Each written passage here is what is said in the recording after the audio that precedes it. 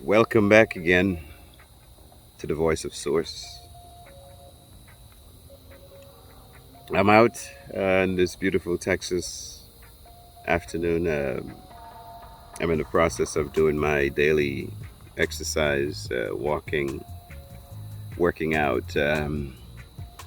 And today's talk, I'm going to talk about the last episode I discussed who I am in terms of my understanding, my growth, my seeking, my journey in this game. I was given the knowing as far as who I am, where I came from, and why I am here. And so, in the process of understanding that I am a fractal of Source in this virtual reality simulation game, and I'm here to win the game. And the idea is to understand fully that it is indeed a game while in it, and understand the rules of the game so that we can escape the game, win the game. And indeed, because I am a source fractal, I also uncover that in this game, all the world is a stage, and there are different characters. We're all characters on this virtual world stage. Characters. And not every single one of us are source fractals. There are other entities in this game, and I'll use this opportunity to explain who and what they are. Yes, so in this game, in addition to the source fractals that are the actual players in this game, there are also non-player characters, and what I think the term is entities. So there are non-player characters, there are players of source or source fractals, and there are entities. Now, what are the differences? A source fractal or a player of source has a soul, right? That's the biggest difference between a source fractal or a player of source and a non-player character and also an entity. The player has a soul, and the soul is a container that basically encapsulate or imprison the actual fractal so that the player can experience this three-dimensional reality, so that the player can experience duality and materialism and all these different things. In fact, when you look at the Matrix movie, you see when they actually found Neo, he was in a pod and he was attached to the Matrix through different connection points all up and down his spine. So that was simulating the seven chakras. And so the seven chakra system, only players with souls have the seven chakra system. And that was the way the Matrix harvests energy from the players. And of course, I'll talk about how the energy is harvested and what manipulation and machinations and tools that are leveraged by the Matrix to harvest energy from players. But again, the players have souls. The soul is a container that holds the fractal. The fractal is the essence of who the player is, actually, the source fractal. And the soul essentially is a cage, your DNA caged.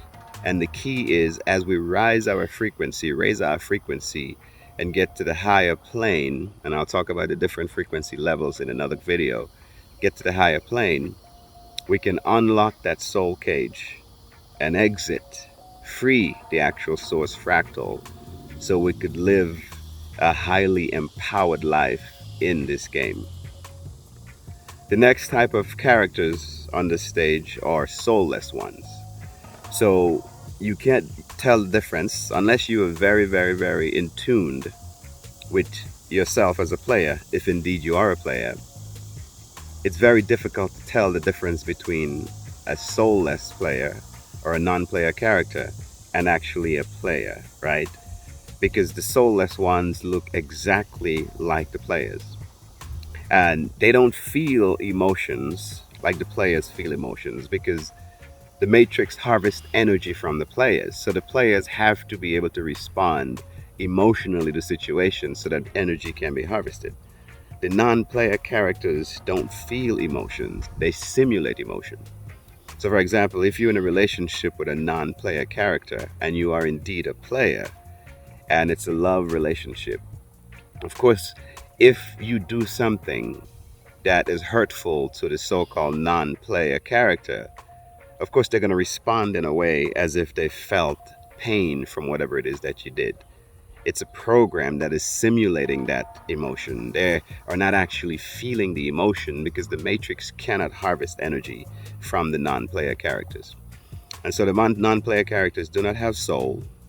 They are a program that is a script is running, and they're following that script. And for the most part, those of us who are players who have not unlocked our script, we are also reading lines that are fed to us by the matrix. And these lines come to us as thought streams. So whenever you think, if you notice, sometimes when you try to meditate, you have thoughts coming in and out. Those thoughts are thoughts that's being fed to you by the matrix. And again, I'll have another episode discussing how that actually works. So again, we have the players who have a soul.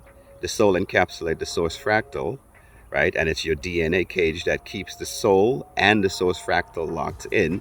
The key is to raise your vibration as high as you possibly can, raise your frequency, get into the gray zone, unlock the cage, and free the fractal. Then you have the non-player characters who looks just like the players, but they do not have a soul, and they simulate emotions. They do not actually feel emotions except fear.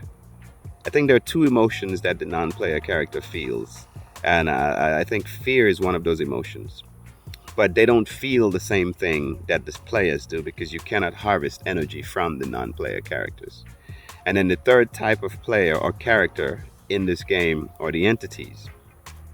Now, the entities, a huge difference between the entities and the players and non-player is that most of the players don't know that it's a game, right? And so they're essentially going through it completely oblivious to the fact that it's a game. Many people very seldom question the nature of their reality, right? So a lot of players are completely oblivious, especially the lower frequency players, the ones still hovering in the red zone area of this game. They don't know that it's a game. The soulless ones are characters. They don't know. They're just being simulated by the game, right? They're characters. They're following a script. And so they're not aware that it's a game either. The entities, however, know that it's a game. And they choose to come into this game in somewhat like a holodeck type experience. If you've seen Star Trek before, and you see some of the characters in Star Trek go into the holodeck to experience something, that's how the entities come into this game, right? It's like a holodeck experience for them. So they are aware that it's a game, and they're usually coming in here to hunt or to observe or to influence or to manipulate or do different things, but they are aware that it is indeed a game. Most of the entities are the ones that you see in high office positions, like presidents and of the United States, presidents of countries, CEOs, high level officials are essentially entities. When you start hearing about aliens, Palladians and Greys and draconians, those are also entities that are coming into this game for this holodeck type experience, right? So the three different types of characters: soul characters, players; non-player characters, NPCs, and entities. It's just like World of Warcraft. That was a game I played many, many years ago. You create a character, and you are manipulating that character within the game. And then when you interact with other characters in the game that are generated by the game, like the murlocs or the different beasts or the different enemies that you face, you interact with them, you fire weapons against them, cast spells against them. They are just simply characters that are generated by the game system to give you the experience of playing, going through the quest, the process, right? Same thing here. The difference between the character you manipulate in World of Warcraft is you use mouse and keyboard or a joystick or some kind of controller in World of Warcraft. In this game, your consciousness is actually in the character itself. And you are walking around based upon your thinking and seeing and so forth and interacting with the game. And so the game only renders wherever players are. So if there are no players in a particular area, there's no reason for the game to render in that area. In fact, there's a question that was always asked: if a tree falls in the forest and you're not there to hear it, does it make a sound? Well, indeed, the tree does not exist unless you are there in the forest to hear it. And it has to be a player that's in the forest, because then the game will render trees and things like that for the player so that the player can actually experience. In this game, there are one player for every 5,000 non-players. So most of the people that you would come in contact with are probably non-player characters. They're not actually players themselves. So anyway, so I'm gonna stick a pin here. So this episode was talking about the three different type of characters in this game. The soulless ones, which are your non-player characters. They do not have a soul. They only simulate emotions. I think they could feel the emotion of fear. And there's one other emotion. I have to get back into the silence and try to remember exactly what that other emotion is. And then the players, who are the ones with soul. As players, we have a soul. We have a source fractal. Our source fractal is encapsulated within the soul, and it's part of our DNA cage. And our goal as players is to raise our frequency to the gray zone, perhaps also accomplish inner alchemy, which is more or less what they call Kundalini rising, but it's a little bit different. Kundalini is more of a matrix counterfeit of the actual process of merging the male and female, or masculine and feminine energy that exists within each and every one of us as players, so that we could become whole and complete. So anyway, we have all of that going on within us as players. We have a soul, we have emotions, and the matrix have ways to put us in situations to manipulate those emotions. But as we rise higher and higher, our frequency would become less and less subject to being manipulated by the matrix, because we understand that it's a game, and we learn how to observe and be the witness rather than reacting, right? We choose to respond then instead of reacting. And of course, the third type of character are the entities. They're usually the ones you see on the world stage: the Greys, the aliens, the draconians, the Palladians. All of those are entities, and they come into the game somewhat like a holodeck type experience to interact with players, non-players, and so forth. So anyway, thank you for tuning. Please like, share, and subscribe, and I will continue on this journey. It's the chronicle of a source player, the voice of source here. Thank you for tuning in. See you again.